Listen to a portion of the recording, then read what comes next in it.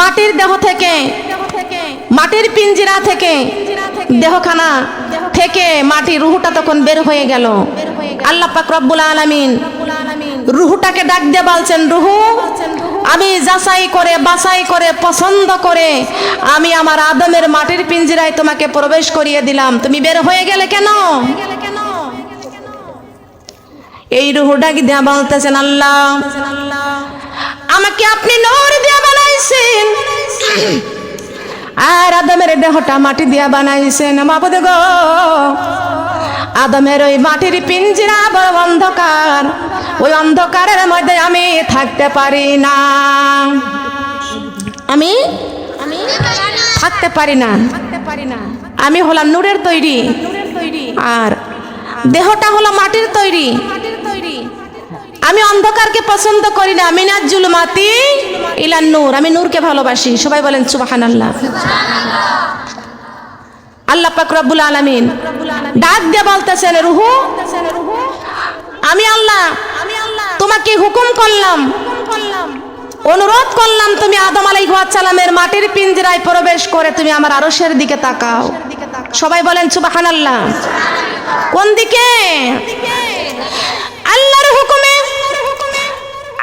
এই রূহটা যখন আদম আলাইহিস সালামের মাটির পিঞ্জরায় প্রবেশ করে যখন আরশের দিকে তাকাইছে, আরশের দিকে লক্ষ্য করে দেখতে পাইলেন আরশের মধ্যে লেখা আছেন মুহাম্মদুর রাসূলুল্লাহ সাল্লাল্লাহু আলাইহি ওয়াসাল্লাম। সঙ্গে সঙ্গে আব্বা জান আদম আলাইহিস সালামের মাটির পিঞ্জরা আলোকিত হয়ে গেছেন। সুবহানাল্লাহ। বেহেশতের থেকে একটা হাসি আসলো, একটা হাসি আসার সঙ্গে সঙ্গে আব্বা জান আদম আলাইহিস সালামের নাকের ভিতরে একটা গিরগিটি ছিল। এই হাসি আসার সঙ্গে সঙ্গে গিরগিটিটা পরিষ্কার হয়ে গেল আর সঙ্গে সঙ্গে আব্বা জান আদম আলাইহিস সালামের জবান খুলে গেল। বলেন সুবহানাল্লাহ। সর্বপ্রথম আমাদের আব্বা জান আদম আলাইহিস সালামের জবান ছিল আলহামদুলিল্লাহি রাব্বিল আলামিন। মাবুদ গো, আপনার কোটি কোটি প্রশংসা জানাই। আপনি দয়া করে মায়া করে আমাকে মাটি দিয়ে তৈরি করে আমার মাটির পিঞ্জরার মধ্যে আপনি রূহ দান করেছেন। রব্বুল আলামিন আমার মাটির পিঞ্জরায় আপনি রূহ দান করিয়া আমাকে সুন্দর করে আপনি আমাকে জবান দান করেছেন। মা বোনরা খেয়াল করতে হবে, আল্লাহ পাক রব্বুল আলামিন এই পৃথিবীতে আমাদেরকে বানাইছেন, আমাদেরকে পাঠাইয়া দিয়েছেন আল্লাহ। আল্লাহ পাক রব্বুল আলামিন এই মানুষ সৃষ্টি করার 1000 বছর পূর্বে আল্লাহ কোরআন নাজিল করেছেন। বলেন সুবহানাল্লাহ। আর বিশ্বনবী মুহাম্মদ রাসূলুল্লাহ সাল্লাল্লাহু আলাইহি ওয়াসাল্লামকে পৃথিবী সৃষ্টি করার 500 বছর পূর্বে বানাইছেন। সুবহানাল্লাহ বলতে কষ্ট পান?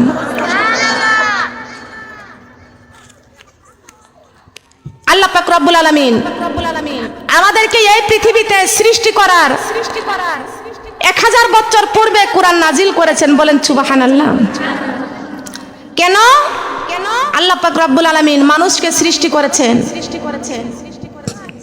শয়তান আল্লাহর সাথে চ্যালেঞ্জ ঘোষণা করেছেন, আল্লাহ আদমের কারণে আমাকে শয়তান বানাই দিলেন, লানাতুল্লাহ বানাই দিলেন। আমিও আপনার কসম করে বললাম আদমের 14 গোষ্ঠীকে আমি জাহান্নামে পাঠাইয়া ছাড়বো। আল্লাহ পাক রব্বুল আলামিন বলেছেন আমি আদমের 14 গোষ্ঠীকে সৃষ্টি করার 1000 বছর পূর্বে আমি আল্লাহ সেই ব্যবস্থা করে রেখে দিয়েছি। আপনারা কি এদিকে কষ্ট পাচ্ছেন? কথাবার্তা কম বলতে পারেন নাকি? নাকি বধির আছেন, শুনতে পাচ্ছেন আমার কথা?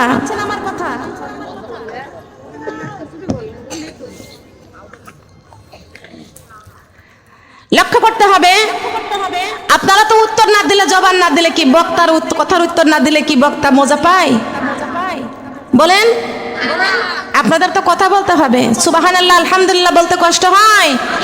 কোন ব্যক্তি যদি একটি ভালো কথা শুনে সুবহানাল্লাহ একবার যদি জবান দিয়ে উচ্চারণ করে, আসমান জমিনের মধ্যে সাউন্ডের বক্সের কোনো সাউন্ডই তো নাই। এত জোরে কত সময় কথা বলতে পারবো?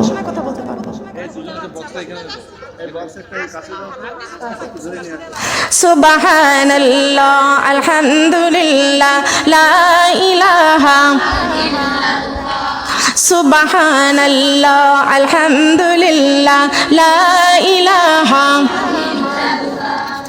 সুবহানাল্লাহ আলহামদুলিল্লাহ লা ইলাহা সুবহানাল্লাহ আলহামদুলিল্লাহ। এসরে মুমিন পড়রে কোরআন, এসরে মুমিন পড়রে কোরআন, সময় কিন্তু আর বেশি নয়, অন্ধকারে কবরে কঠিন আযাব, কোরআন ছাড়া উপায় নাই। সুবহানাল্লাহ আলহামদুলিল্লাহ সুবহানাল্লাহ আলহামদুলিল্লাহ। ও মাগো নামাজ রোজা ছাড়িও না, মাগো আল্লাহর কোরআন ভুলিও না, মাগো নামাজ রোজা ছাড়িও না, মাগো আল্লাহর কোরআন ভুলিও না। কোরআন ভুলে কবরে গেলে মাগো কবরে শান্তি পাইব না। সুবহানাল্লাহ লা ইলাহা সুবহানাল্লাহ আলহামদুলিল্লাহ সুবহানাল্লাহ আলহামদুলিল্লাহ লা ইলাহা লা ইলাহা ইল্লাল্লাহু মুহাম্মাদুর রাসূলুল্লাহ। সবাই বলে সাল্লাল্লাহু আলাইহি ওয়াসাল্লাম। আপনারা সবাই শুনতে পাচ্ছেন না? কষ্ট পাচ্ছেন? আমরা বসেছি জান্নাতের বাগানে, সবাই বলেন সুবহানাল্লাহ। আপনাকে আমাকে, আপনার আমার রুহু সৃষ্টি করার 1000 বছর পূর্বে আল্লাহ পাক রব্বুল আলামিন এই কোরআন নাজিল করেছেন, বলেন সুবহানাল্লাহ। আজাজিল শয়তান বলছে, আল্লাহ তোমার ইজ্জতের কসম করে বললাম, যে আদমের কারণে আমাকে শয়তান বানিয়ে দিলে, আমিও আদমের 14 গোষ্ঠীকে আমি জাহান্নামে পাঠাইয়া ছাড়ব। আল্লাহ পাক রব্বুল আলামিন ঘোষণা করে দিলেন, আদমের 14 গোষ্ঠী সৃষ্টি করার 1000 বছর পূর্বে আমি আল্লাহ কোরআন নাজিল করে রেখে দিয়েছি। সুবহানাল্লাহ। আপনার আমার জীবন কোন পথে পরিচালনা করতে হবে, কোন পথে চালাইতে হবে, কিভাবে চালাইতে হবে, আল্লাহ পাক রব্বুল আলামিন কোরআনের মধ্যে ব্যবস্থা করে দিয়েছেন। দিছে না? দিছে না? খেয়াল করতে হবে। আল্লাহ পাক রব্বুল আলামিন এই কোরআনটা নাজিল করেছেন, বিশ্বনবী মুহাম্মদ রাসূলুল্লাহ সাল্লাল্লাহু আলাইহি ওয়াসাল্লাম গ্রহণ করেছেন, বলেন সুবহানাল্লাহ। ওই নবী আমার পৃথিবীতে আগমন করার আল্লাহ পাক রব্বুল আলামিন এই পৃথিবীটা সৃষ্টি করেছেন 500 বছর পূর্বে আমার নবীকে বানাইছেন, বলেন সুবহানাল্লাহ। বিশ্ব নবীর কাছে প্রশ্ন করেছেন, ইয়া রাসূলুল্লাহ ইয়া হাবিবাল্লাহ, সর্বপ্রথম মহান আল্লাহ পাক রব্বুল আলামিন কোন জিনিসটাকে বানাইছেন? আমার নবী ঘোষণা করে দিয়েছেন, আউয়ালু মা খালাকাল্লাহু নূর। আল্লাহু আকবার। আউয়ালু মা খালাকাল্লাহু নূর। আপনার মতো আমার মতো মেয়ে নয়, মক্কার জমিনে বিধর্মীর একজন মেয়ে, ইহুদির একটা মেয়ে, ভালো করে খেয়াল করে শুনে রাখবেন। ইহুদির একটা মেয়ে রাতে বিছানার মধ্যে ঘুমাইয়া আছে, ঘুমের মধ্যে স্বপ্ন দেখতে পাচ্ছে আমাদের ঘরের পিছনে সুন্দর একটি গোলাপ ফুল ফুটেছে। সুবহানাল্লাহ বলবেন না? সুন্দর একটি গোলাপ ফুল। সুবহানাল্লাহ। স্বপ্ন থেকে জেগে উঠে ঘরের পিছনে চলে গেছেন। ঘরের পিছনে যা দেখতেছে, আমরা তো স্বপ্ন দেখলেই খুঁজি, বাস্তব পাইনি, কথা বলেন ঠিক কিনা? কিন্তু ইহুদির মেয়েটা ঘুম থেকে জেগে স্বপ্নর কথাটা কল্পনা করতে করতে ঘরের দরজা খুলে ঘরের পিছনে চলে গেছে। যাওয়ার পরে দেখতে পাচ্ছে সত্য সত্য বাস্তব একটা গোলাপ ফুল ফুটেছে, আর ফুলের প্রত্যেকটা পাপড়ির মধ্যে লেখা আছে মুহাম্মদ রাসূলুল্লাহ সাল্লাল্লাহু আলাইহি ওয়াসাল্লাম। কি সুন্দর করে গাইতেছেন, রাসূল ফুল ফুইতাছে গো মক্কার জমিনে রাসূল ফুল ফুইতাছে গো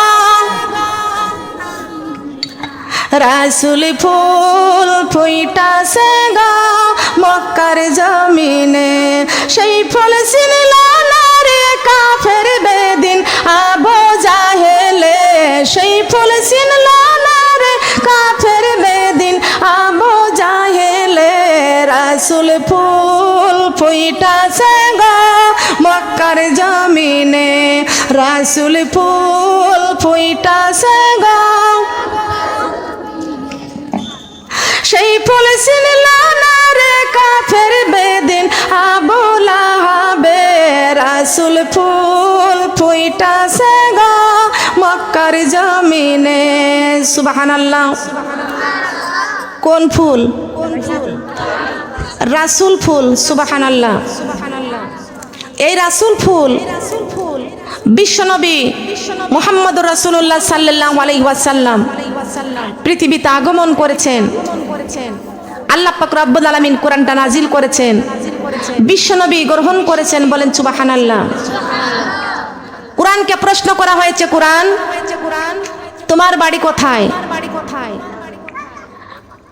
কোরআন জবাব দিয়েছেন বাল হুয়া কুরআনুম মাজিদুন ফি লাউহিম মাহফুজ আল্লাহু আকবার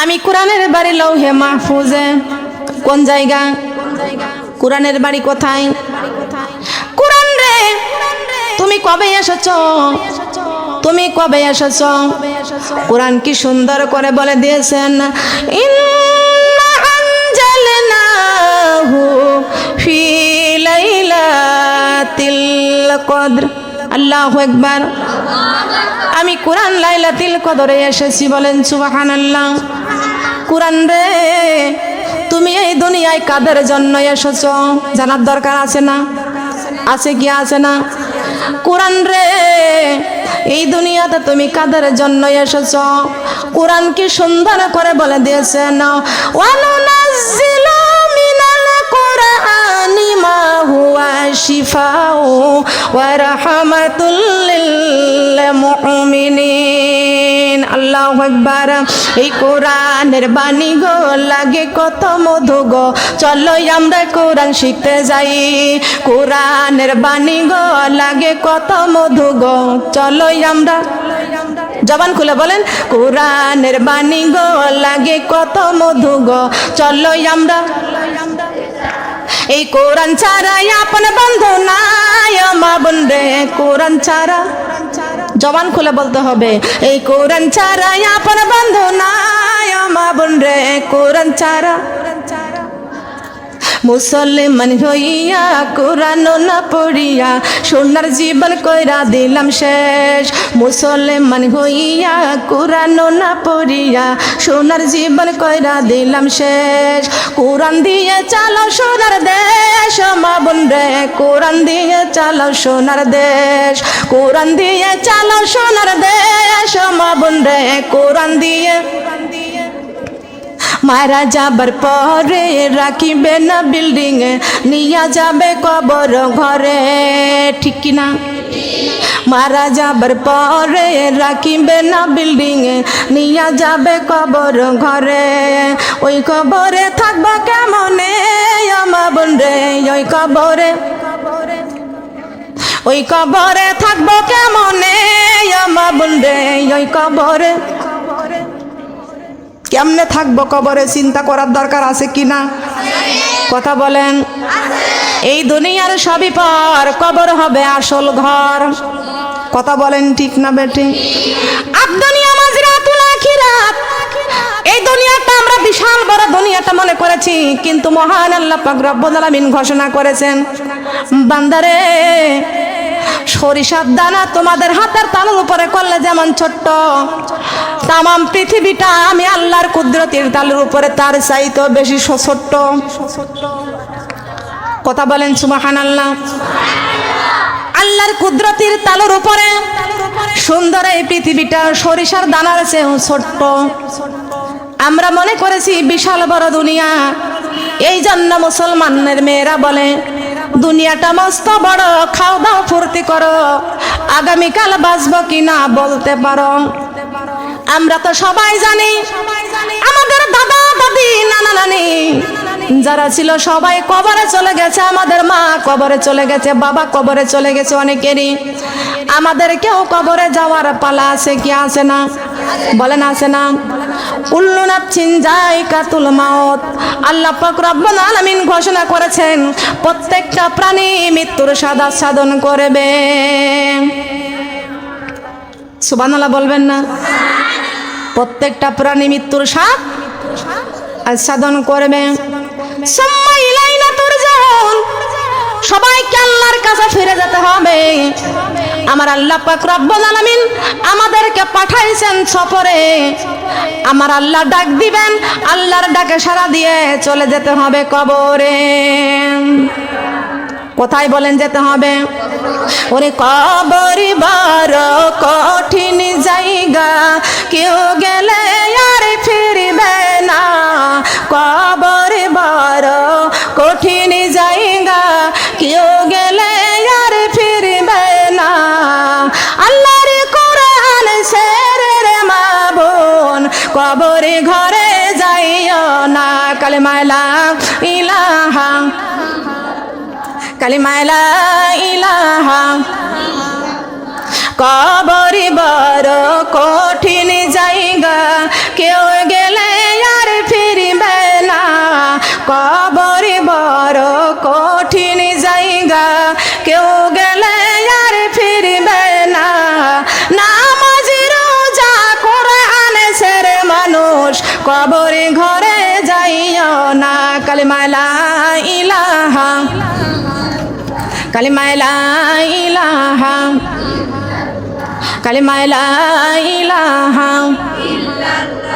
আমার মা বাবা আত্মীয় স্বজন সবাই গেছে কবরে। আমার মা বাবা আত্মীয় স্বজন সবাই গেছে কবরে। তাদের জন্য কান্দি আমি, তাও এলো না ফিরিয়ে। কালেমা লা ইলাহা, কালেমা লা ইলাহা। কফে বলে আর কতকাল থাকিবা তুমি বিল্ডিং এ। কফে বলে আর কতকাল থাকিবা তুমি বিল্ডিং এ। মইরা গেলে বান্দানিয়া ফালাই দিবে কবরে। ঠিক না বেটি? মইরা গেলে বানবে, বানবে কি বানবে না? আমরা মানুষ, আমরা 3 বান্ধনের আসামি। কয় বান্ধনের আসামি? কয়টা বান্ধা দিবে? কফে বলে আর কতকাল থাকবা তুমি বিল্ডিং এ। মইরা গেলে বান্দা নেয়া ফালাই দিবে কবরে। কথা বলেন ঠিক না বেটি? দুনিয়ায় থানার দারোগার হাতে কোনো আসামি পড়তে চায় না, তার কারণ তাকে হাতের মধ্যে বেড়ি দিয়া জেলখানায় নিয়ে যায়। কোন জায়গা? কথা বলেন? জেলখানায় নিয়ে যায়। ও মা বোনেরা, দুনিয়ার থানা জেলখানা থেকে আপনি পালাইতে পারবেন, কিন্তু কবর হবে আমাদের জন্য বড় জেলখানা। ওই জেলখানা থেকে পালানোর ক্ষমতা আমাদের কারোর নাই। কথা বলেন ঠিক না বেটি? দুনিয়ার জেলখানায় যদি নিয়ে যায়, হাতের মধ্যে একটা বেড়ি দেয়। কথা বলেন ঠিক না বেটি? কিন্তু কবর জেলখানায় যখন নিয়ে যায়, ওই কবরের জেলখানায় নিয়ে গেলে 3টা বান্ধা দিবে। কয়টা বান্ধা? বলেন কয়টা? মাথার মধ্যে একটা বান্ধা দিবে, বুকের মধ্যে একটা বান্ধা দিবে, পায়ের মধ্যে একটা বান্ধা দিবে। আমরা মানুষ 3 বান্ধনের আসামি। 3 বান্ধনের? আমরা কয় বান্ধনের আসামি? আমরা 3 বান্ধনের আসামি। আমাদের সবাইকে কবরে চলে যেতে হবে, কিন্তু এই কবরের কথা আমাদের স্মরণ করার দরকার আছে কি? কথা বলেন আছে? এই দুনিয়ায় কি চিরস্থায়ী না ক্ষণস্থায়ী? দুনিয়াটা হলো ক্ষণস্থায়ী, কবর হলো চিরস্থায়ী। ওই কবরে সবাইকে চলে যেতে হবে। কথা বলেন ঠিক না বেটি? 5 তলা বাড়ি, 10 তলা বাড়ি, ফ্ল্যাট, কিছুই আমাদেরকে নিয়ে কবরে যেতে পারবো না। বলেন পারবো কি? দুনিয়ায় রাজা বাদশা যত বড় ধনী ব্যক্তি হোক না কেন, সব কিছু দুনিয়ায় ছেড়ে কবর ঘরে চলে যেতে হবে। একটা গরিবের সন্তান যদি 30 পারা কোরআনের হাফেজ, ওই ব্যক্তি দুনিয়ায় তার কোনো সম্পদ নাই, অর্থ নাই, টাকা পয়সা নাই, বাড়ি গাড়ি নাই, কোনো কিছু নাই, কিন্তু ওই ব্যক্তি মারা যাওয়ার সময় কোরআন বুকে করে কবরে যাবে। আল্লাহ পাক রব্বুল আলামিন ঘোষণা দিয়েছেন, গরিবের সন্তানটা 30 পারা কোরআন নিয়ে যারা কবরে চলে যাবে, সে অনেক মালামাল নিয়ে কবরে যাবে। কথা বলেন সুবহানাল্লাহ। দুনিয়ায় টাকা থাকলে, পয়সা থাকলে, বাড়ি গাড়ি থাকলে রাজা হয়, কথা বলেন ঠিক কিনা? কিন্তু আমার মা বোনরা খেয়াল করে শুনবেন, আর কবরের রাজ্যটা পাইতে হলে আল্লাহর কোরআন দরকার আছে কি আছে না? কথা বলেন আছে কি না?